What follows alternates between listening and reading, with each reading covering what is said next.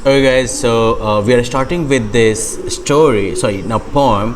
The title is What If? What If मतलब क्या अगर? Okay? I mean, क्या अगर का मतलब क्या कि जैसे मान लो कि ठीक है, आप स्कूल आ रहे हो, आप पढ़ाई कर रहे हो, लेकिन what if you forget everything the night before exam? क्या होगा तब फिर? या फिर आप खाना खाने के लिए आप तैयार हो, घर पे बहुत ही बढ़िया डिश बना है, but what if some guests come and finish all your favourite dish? क्या होगा तब फिर, है ना? इस तरह से बहुत सारी ये व्हाट इफ़, तो व्हाट इफ़ मतलब क्या अगर ऐसा हो गया तब क्या होगा, है ना? अगर बहुत सारे गेस्ट आ गए तो आपका फेवरेट फूड जो है वो ख़त्म, क्या मज़ा आएगा, मुंह से केवल लार टपकेगी। एग्ज़ाम से पहले काफ़ी मेहनत कर ली, सब कुछ भूल गए अगर, तो फिर क्या मज़ा आएगा जब इतना बड़ा लड्डू मिलेगा रिजल्ट में, है ना? तो ऐसा ही एक ये पोएम जो है वो भी इसी के बारे में है। ये पोएम जो है वो एक बच्चे के पॉइंट ऑफ व्यू से लिखा गया है। वो बच्चा जो है वो काफ़ी डिफरेंट चीज़ों के बारे में चिंता करता है, सोचता है व्हाट इफ़। ओके, यहाँ पर जो है पर्सोनिफिकेशन का यूज किया गया है, ठीक है ना? Basically like what ifs as small creatures that plant ideas inside the child's head. Okay, what if जो है वो पर्सोनिफाई किया गया है एज बहुत छोटे क्रिएचर की तरह, जो कि अलग अलग आइडियाज जो है उस बच्चे के दिमाग में जाके डाल देता है। Let us read the poem so that you will understand it better. Last night while I lay thinking here, some what ifs crawled inside my ear. पिछली रात जब मैं ऐसे ही यहाँ पर लेटा हुआ सोच रहा था तो कुछ व्हाट इफ्स जो थे वो मेरे कान में रेंगते हुए घुस गए। And pranced and partied all night long, और कूदते रहे, पार्टी करते रहे पूरी रात तक। And sang their same old what if song, और अपना वही पुराना व्हाट इफ वाला गाना जो है वो गाते रहे वो। तो क्या है वो गाना? अब वो गाना सुनो। What if I am dumb in school? What if they have closed a swimming pool? What if I get beat up? What if there is poison in my cup? मतलब क्या होगा अगर मैं स्कूल में बेवकूफ़ बच्चा बन जाऊं? डम्ब मतलब एक तो होता है डम्ब मीन्स गूंगा, लेकिन डम्ब का एक दूसरा मतलब भी होता है बुड़बक, जिसको कुछ पता ना हो, हाँ, जिसको किसी भी सवाल का आंसर ना पता हो, डम्ब। तो वही गाना क्या है? ये क्या होगा अगर मैं स्कूल में बुड़बक हूँ, या फिर क्या होगा अगर उन्होंने इसको स्विमिंग पूल बंद कर दिया, या फिर क्या होगा अगर मेरी पिटाई हो जाए, है ना? ढिशुम ढिशुम beat up, I get beat up मतलब गेटिंग बीट अप मीन्स धुलाई खा लेना। या फिर क्या हो कि मेरे कप में कोई जो है जहर डाल दे, वाह that is scary. What if I start to cry? What if I get sick and die? What if I flunk that test? What if green hair grows on my chest? आगे क्या बोलता है? आगे क्या है गाना ये कि क्या होगा अगर मैं रोना शुरू कर दूं, सबके सामने में वाट लग जाएगी इज्जत की। या फिर क्या होगा अगर मैं बीमार पड़ के मर जाऊं, हो बहुत खतरनाक वही है। या फिर क्या होगा अगर मैं टेस्ट में फेल कर जाऊं, फ्लंक मतलब फेल कर जाना। या फिर मेरे चेस्ट पर जो है हरे हरे बाल निकल जाएं, झाड़ियों की तरह। What if nobody likes me? What if a bolt of lightning strikes me? What if I don't grow taller? What if my head starts getting smaller? क्या होगा अगर कोई मुझे पसंद ना करे? या फिर क्या होगा अगर जो बोल्ट ऑफ लाइटनिंग जो है, जो हमारे यहाँ ठेठी भाषा में ठनका कहते हैं, तो बोल्ट ऑफ लाइटनिंग मेरे ऊपर गिर जाए। या फिर क्या होगा अगर मैं बड़ा ना हो, और या फिर क्या होगा अगर मेरा सर जो है वो छोटा होना शुरू हो जाए।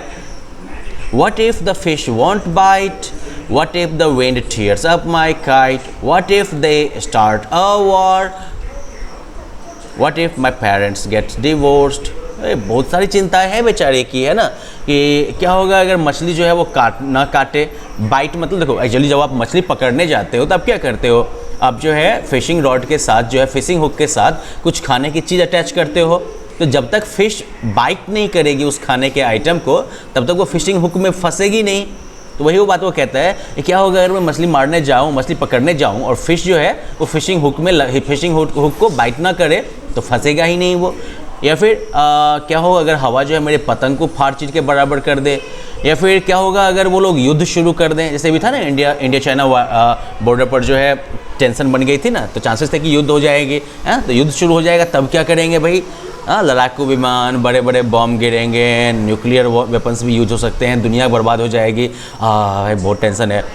What if my parents get divorced, what if the bus is late, what if my teeth don't grow in straight, मतलब युद्ध शुरू हो जाए तब क्या होगा, या फिर क्या होगा अगर पेरेंट्स जो हैं वो माता पिता जो हैं वो अलग अलग रहना शुरू कर दें, अरे भाई, या फिर बस लेट हो जाए स्कूल वाली, या फिर क्या होगा अगर मेरे दांत जो हैं वो सीधे सीधे ना निकले, तिरछे होके निकले, क्रोकेड होके निकले, हाँ तो फिर शक्ल ख़राब लगेगी देखने में। What if I tear my pants, ये भी बहुत सही बात है, और लोग स्कूल आ गए और आपकी पैंट फट गई, बहुत एम्बैरेसिंग सीन होगा वो।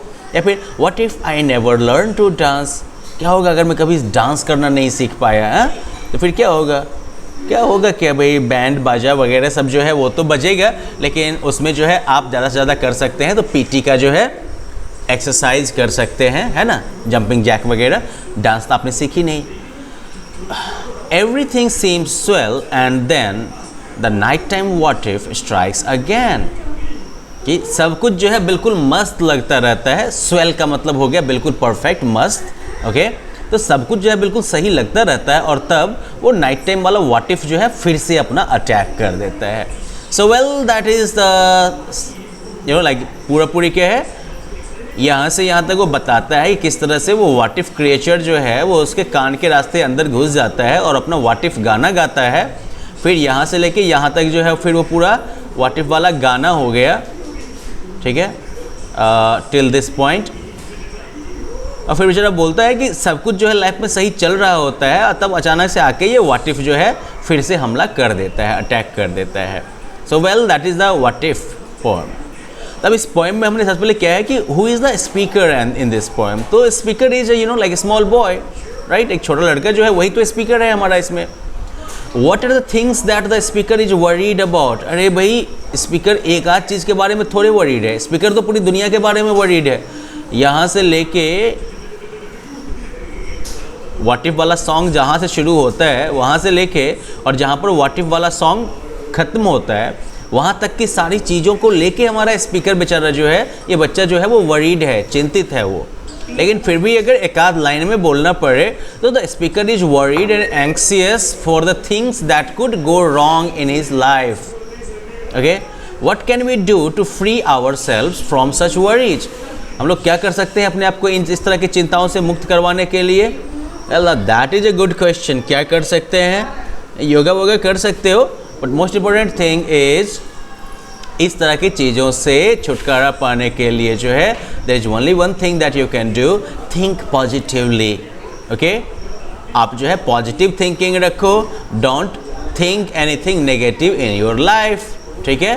And if you will think positively definitely it means कि कोई भी चिंता जो है वो आपके दिमाग में बेवजह घर नहीं करेगी। Now here is and pranced and partied all night long and sang their same old what if song. Okay, who pranced and partied? The what if creatures. Where did they prance and party? In his mind, of course. What did they sing? They sang the what if song. Okay, third question जो है that is interesting कि हम सभी जो है कुछ चीज़ों के बारे में चिंतित होते हैं, एंक्सियस होते हैं अपने लाइफ में। So list out some anxious thoughts you experience quite often. आप जो है कुछ ऐसे एंक्सियस थॉट्स जो है आप यहाँ पर लिखो जो कि आप काफ़ी ज़्यादा जो है आप एक्सपीरियंस करते हो। तो क्या हो सकते हैं एंक्सियस थॉट्स? जैसे इसके एंक्सियस थॉट्स क्या है कि दुनिया ख़त्म हो जाएगी, वॉर शुरू हो जाएगा, या फिर जो है इसके पैंट फट जाएगी, या फिर जो है स्कूल में ये फेल कर जाएगा, टेस्ट में फेल कर जाएगा। बहुत तरह की चीज़ें हैं। तो जैसे कि in my case I would say getting hit by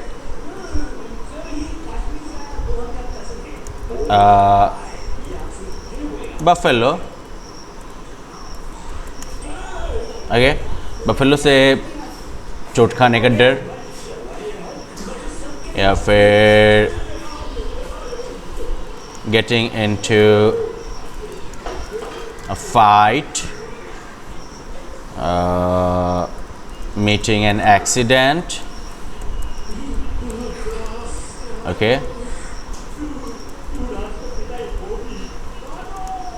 accident में फंस जाना, ये भी एक टेंशन है. और क्या चिंता हो सकती है? फॉलिंग सिक,